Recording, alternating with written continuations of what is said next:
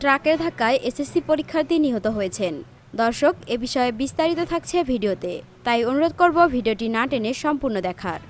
চট্টগ্রামের মিরসরাইয়ে ট্রাকের ধাক্কায় তানভীর হোসেন সাইমন নামের এক এসএসসি পরীক্ষার্থী নিহত হয়েছেন। এ সময় আহত হয়েছেন আরও দুজন। শুক্রবার উপজেলার হাবিলদার বাসা এলাকায় এ দুর্ঘটনা ঘটে। নিহত সাইমন করেরহাট ইউনিয়নের ২ নং ওয়ার্ডের জয়পুর পূর্বজোয়ার গ্রামের সাদাত হোসেন শাহিনের ছেলে। সে হাবিলদার বাসা উচ্চ বিদ্যালয় থেকে এবার এসএসসি পরীক্ষায় অংশ নিচ্ছে। জানা যায়, বিকেলে সিএনজি অটোরিকশা যোগে ছাগলনাইয়া যাওয়ার পথে একটি ট্রাক ধাক্কা দিলে ৩ জন আহত হন।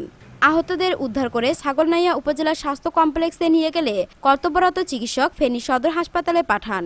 সাইমনের শারীরিক অবস্থা আশঙ্কাজনক হওয়ায় তাকে চট্টগ্রাম মেডিকেল কলেজ হাসপাতালে নেওয়ার পথে মারা যায়। করেরহাট ইউনিয়ন পরিষদের ইউপি চেয়ারম্যান ইনায়েত হোসেন নয়ন বলেন, ঘটনাটি শুনেছি। তানভীর হাবিলদার বাসা উচ্চ বিদ্যালয় থেকে এসএসসি পরীক্ষার্থী ছিল। তার পরিবারের জন্য খারাপ লাগছে। দর্শক, এখনকার মতো এখানেই শেষ। পরবর্তী আপডেট নিউজ পেতে আমাদের এই চ্যানেলটিকে সাবস্ক্রাইব করে রাখুন। ধন্যবাদ।